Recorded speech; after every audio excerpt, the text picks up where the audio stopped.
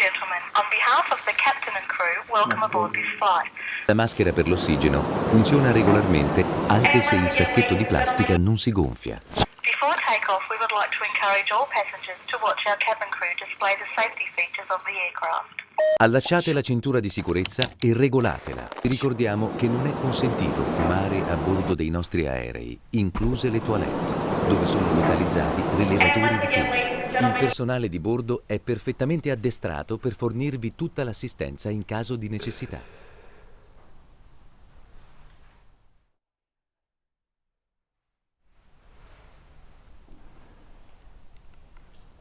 So there I was, in this pub, having a beer, alone at the bar,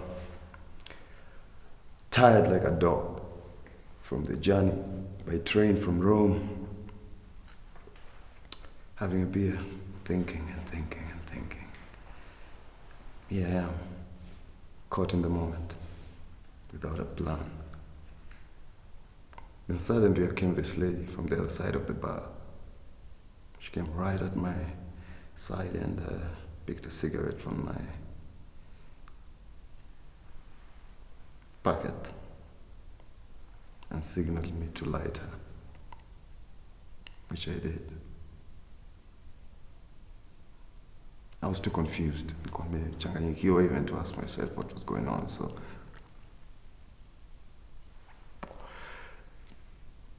nikamuuliza,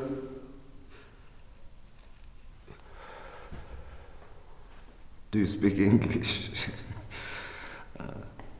And she said, a little. I said, good. I said, can I buy a drink? And she said, Mula Turgao. I said, what? She said, Mula Turgao. And I told the barman, can I have a bottle of Mula Turgao? As this was one of those expensive white wines, not even Italian, I think from Switzerland, Duco, Alps, and moja ya nguvu. So she told me her name was Leila. She was from Tunisia. She was a hooker. Italian citizenship. She came there when she was 6 years old. Long story. I asked her, didn't she mind being a hooker? She said, no, she made a lot of money. I said, what, being a hooker? Uko Afrika mazee, watu wanasota, Koinange Street noma, Tunisia mazee, msupu, anambia ni hooker, nikamwambia mazee, sasa mimi nimetoka Sardinia, I flew to Rome, on my way back to Kenya, and then at the airport I met some guys from Cameroon, story ndefu, piga Heineken, wakanambia unaenda wapi umeingia? Nikamwambia no, mimi narejea home bana, nimechoka na life. Mbukamili life ya mabichi na linda nini. Didn't work out. So there I was on my way home. Long story short, these guys convinced me, go to Milano, you'll meet some people from your country, you know. You still have a ticket, just cancel it for a couple of weeks, days. Check around, utaweza get job. Milan is a big city, kupoa. So there I was. I explained everything to Leila. She said she's heard the story before. Nothing new. She said, welcome to Milano, but be careful. I said, yeah. 3 o'clock, by nafungwa. I said to Leila, okay, nice to meet you. The wine is finished.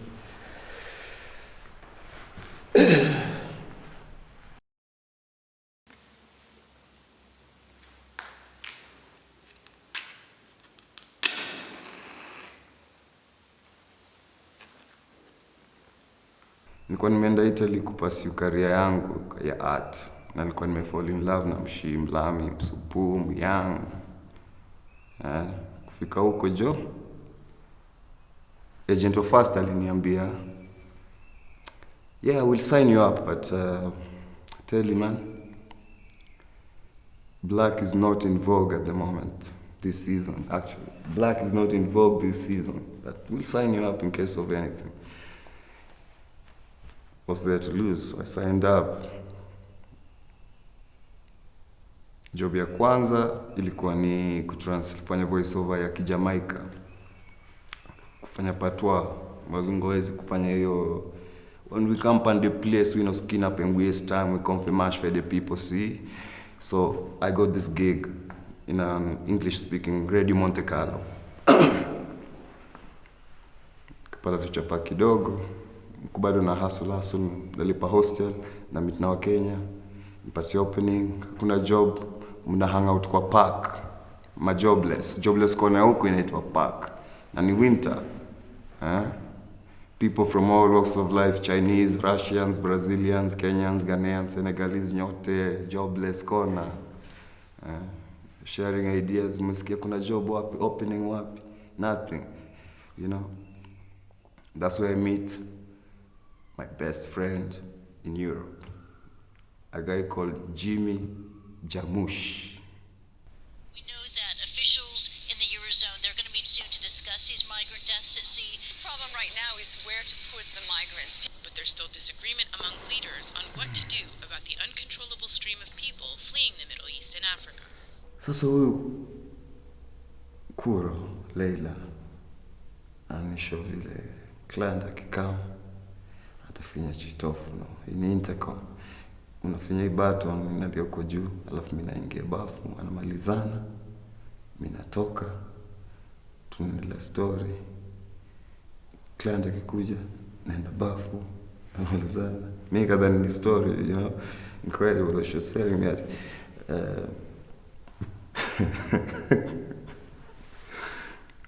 The true story. Keje udem ndo ofisi yake.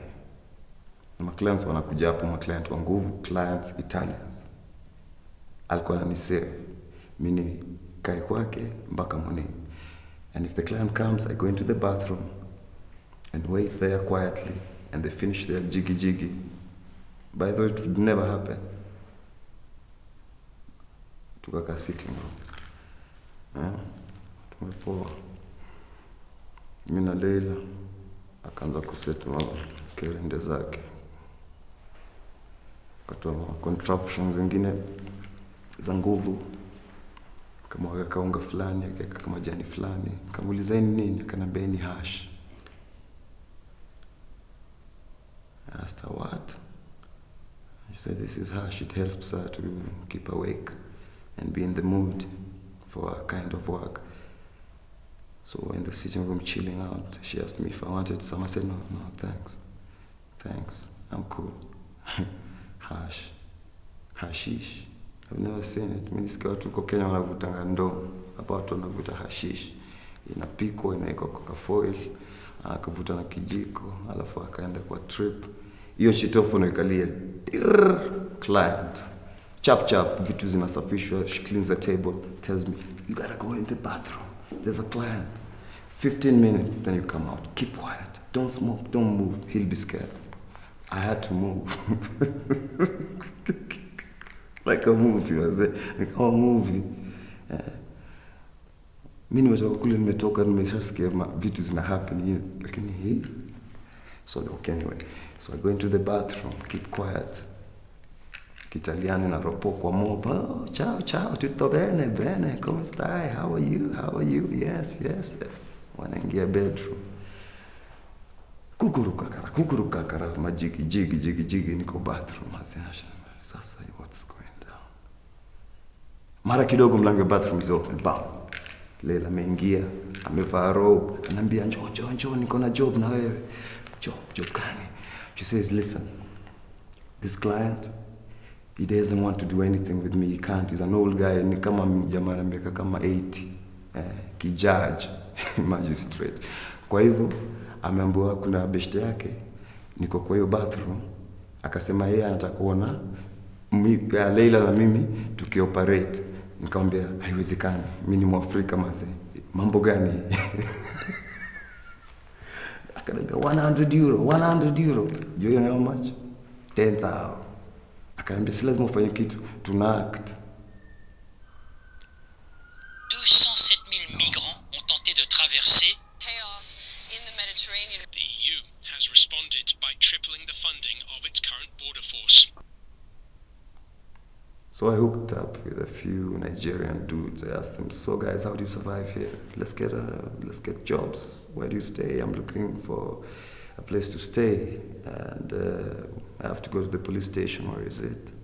The immigration to report and stuff like that. They said, why bother? They're gonna arrest you. I said, why? For being an immigrant. I said, bullshit, I'm married to an Italian. So anyway, I go to the immigration office. Long queues.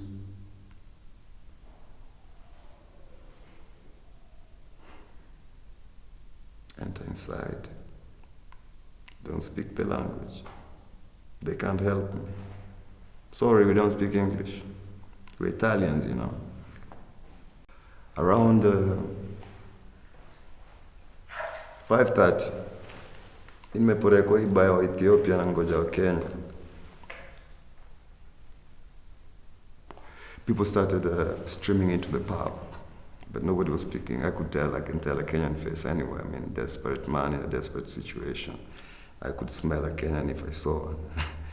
But the guys were like speaking French or some strange language maybe, or Gambians, and stuff like that. Around 7 o'clock at night, I was about to give up. And somebody entered, like an old guy, and sat at the other side of the bar, ordered a beer. Nikamcheki for about an hour. I wasn't sure how to approach him. Eventually I said, come on, Nimba. So I approached this guy and said, excuse me, you from Kenya? I said, yes. And you from Kenya? Yes. And I was so happy, man. That was the happiest moment I had in all that, like 24 hours in this country for no African man.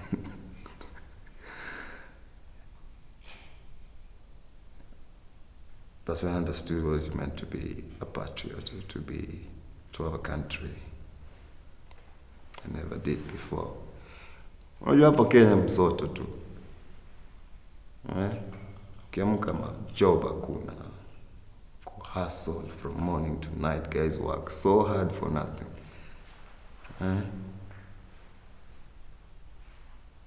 So naenda nchi ya watu tu, labda ukuta get do, maisha poa, maze ukifika huko man. East or west, home is best. Sidanganywe na mapicha na movie. Life is reality, not literature. Capisci?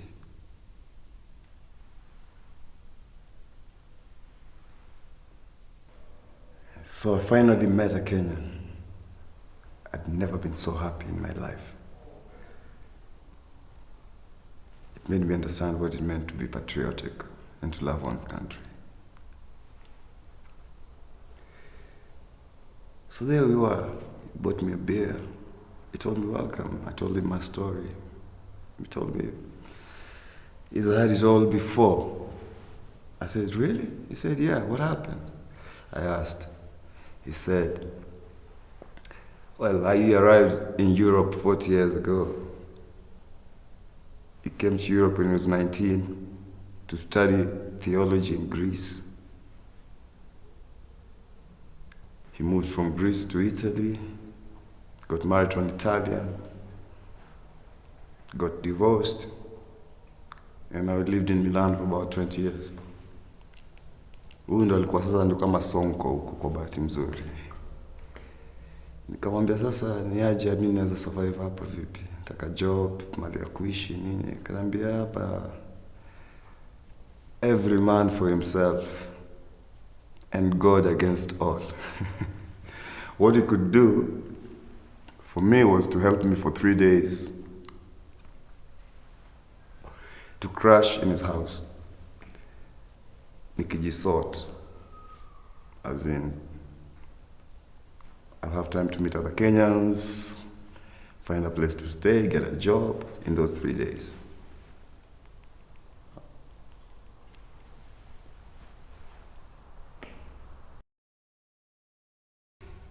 Now this is the deal. By law in Italy, you cannot rent a house without a job. But at the same time, you cannot get a job if you don't have a residence permit. Otherwise, if you don't have a house, so it's a paradox.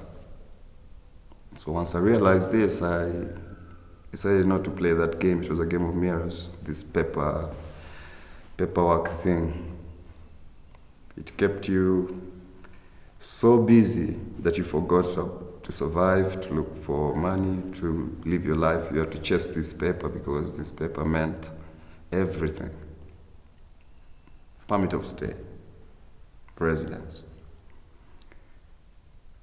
I decided to take the other way. Forget about the paper. Kutafuta nilipata ka hostel ya communists. So there I moved in. It was 10 euro a day. I told the Kenyan guy thanks. He told me, come and check every evening, maybe there'll be an opening for a job. I told him, cool. So I had to look for 10 euros every day to pay for the hostel. This was like the underground hostel where these wale wa Italian, manati mababi, kwa tunawaita hivyo, wana marasta, wanapenda Afrika, Che Guevara, hostel yao. So it was really cheap, 10 euros, so that was my job, to look for 10 euros every day. By evening, by 6:30, pay for my room. Why Italy? So many fate. So many the optimism ya kule majuu, ukifika huko future iko bright. Life itakuwa poa kushinda Afrika vile. Mcheki kwa TV watu wamepanda train zinaenda na stima sijui nini. So kila mtu anataka kwenda majuu. Afrika mashida tu.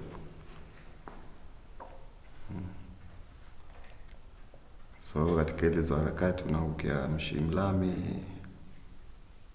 Pata hiyo opportunity tunaambiwa kuja uvisit, tukija kuwa na mazee, kuna kapoa, beach, kula ice cream, pizza, wine. Life ni poa. Lakini no man.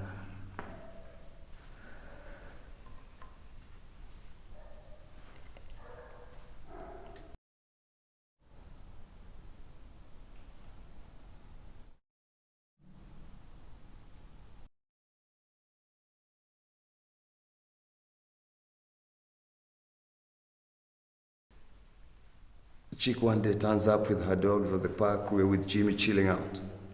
And the dogs come to play with Jimmy because Jimmy is a very friendly guy. And the chick comes and says, sorry, it's my dog. I'm sorry if maybe you're Muslims and you don't want that. You speak English? Yes. What's your name? My name is M. Okay, where are you from? Israel. We're from Kenya. This is my friend. My name is Jimmy. It's nice to meet somebody who speaks English. You speak very well. And she said, yeah, I'm from Israel. I was born in New York. And now we're here with my sister. Yeah, cool. So we chilled out with her, hanging out with her dogs. This was a chick loaded, bana. Fika jioni mazee, tulipelekwa restaurant, mimi na Jimmy Jamush. And Jimmy can't fit in. He hasn't been in a restaurant for the last 10 years. So. Tumeingia restaurant ya Italiano na udemu wine nini lasagna vino nini, demo analipa tu. Kutoka hapo akasema, you guys are really cool, you can come to my house, we hang out, we go out, do you know places to go cheap? Jimmy akasema, yeah, I know African disco. Kulikuwa na disco moja wa Senegalese inaitwa Matisse, disco moja third class, ni kama inaitwaje ile disco yetu hapa Madi au yani garage underground, inaitwa Matisse. Yeah, tuende Matisse, ude anaendesha Porsche. So Jimmy anataka kufloss kwa maniga. Tumepanda Porsche na Jimmy na M. Tumeingia Matisse, tumekula debe. Morning anatuliza, where do I drop you?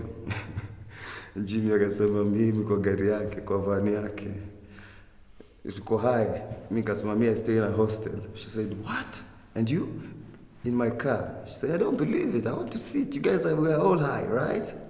I said, no, it's for real. Jimmy stays in a car, and I stay in a hostel I pay every day. No, it's not possible. I want to see. So tukaenda kwa keja ya Jimmy. Ndio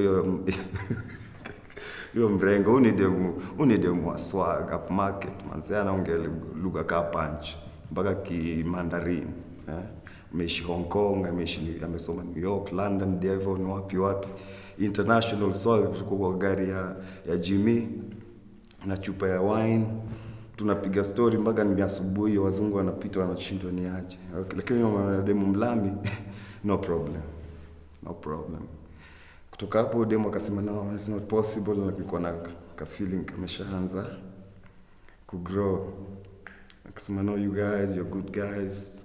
Come to my house and stuff, stay with us, we have a big house. Tukafika mazani Kiloft kimejaa painting. Akasema, you know, by the way, nobody enters our house, it's me and my sister, but saya ko London. Na kijua mko hapa tajam sana, lakini feel free, and then mushawe, after this, tuendeni tudishi, you guys are my friends, etc. So, we were lucky, it was like a movie, Tumetoka third world, tumeenda first world within a couple of hours. Tukashawa nini. Jimmy yuko comfortable na hii stra, anasema, wache enda pige round kadha. Pia amesha sense, mina kuna vile, kuna ka feeling.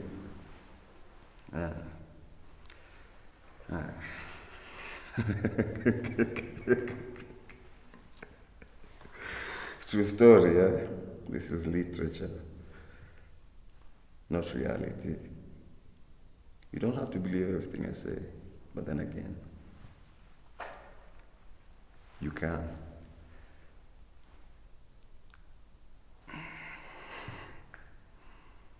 When I met him, everything changed instantly.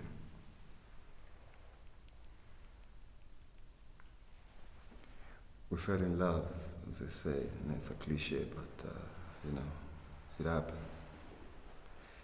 Even to the worst of us. Anyway, we liked each other, and we were able to, express these feelings. And they're mutual, I should say. Since we don't know each other, we see if we can stand each other's company for 5 days. And if we succeed, well and good. If we don't, we don't. We become friends. Fair enough, I thought. So we started this little game, counting days. Day 1, she took me to the barbers, had me shaved. Day 2, shopping. Kitu moja na life ya Milan mazee, clad, swag, hiyo ndo meka ya fashion mazee. Nilienda nikabaiwa maguchi za nguvu, maviatu za alligator, madigaga za Moschino, perfume Bulgari. Life was really good. After a while, the sister came back from London. We were introduced. They told me to check out of the hostel and move in with them because the house was big and it would be nice to have a man around. So I moved in with M and the sister S. And life was beautiful. That moment, la vita era bella, proprio bellissimo. Ama dem mazee walikuwa na make dough. So that was our job. Were dealing in fake art. Work twice a month and enjoy ourselves. Go to Venice for the weekend. Drive to Como for coffee. Go to Zurich for a concert. That was the life. We were living with M and the sister S. After a while, things got rough. the Guardia di Finanza, the financial police, started investigating M. So we had to move houses very quickly. Everybody go underground. I moved back to the hostel, S moved back to London for a bit, and M went away. We don't know where, maybe Russia or somewhere.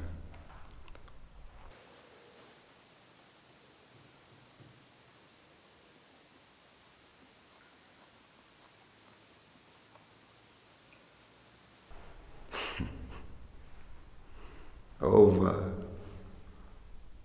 The honeymoon was over in 1 minute. I was heartbroken, man.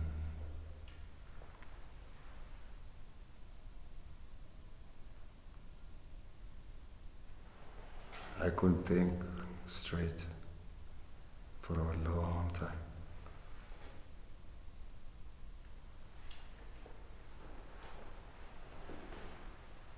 M disappeared.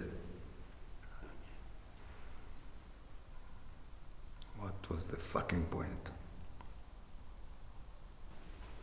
Mi nikapata accident na motorbike.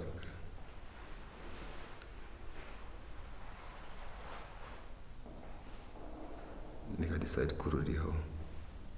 As many as 700 migrants are feared to have drowned on Sunday in what could prove to be the worst disaster yet involving migrants being smuggled to Europe.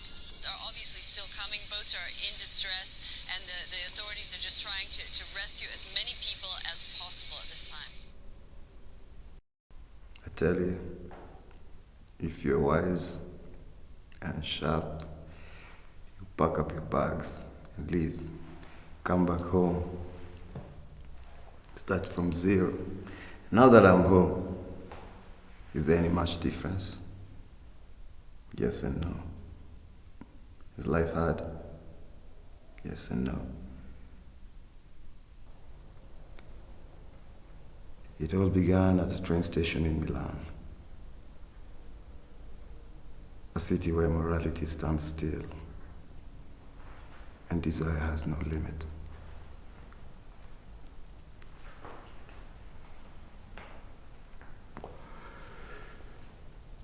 The skyline in Milano is dressed in designer gray.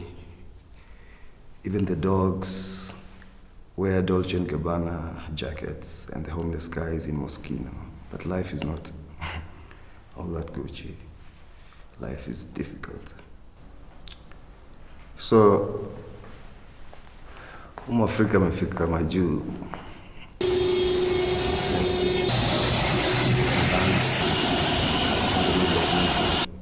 Baridi noma. The nigger doesn't speak the fucking language. Doesn't know a single soul in this fucking city. To make matters worse, he's not that loaded. The perfect scenario for a spaghetti western saga. Movie lianzia hapo.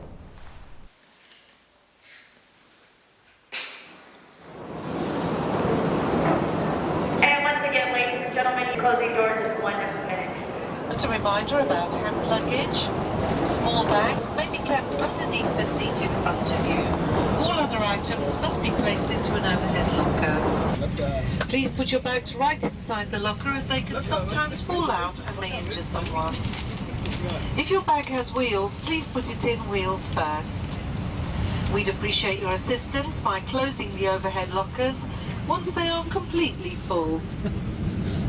If you are seated in an emergency exit row, that's row 9, or a front row bulkhead seat, all your items must be placed into an overhead locker, as the floor area around your seat must be completely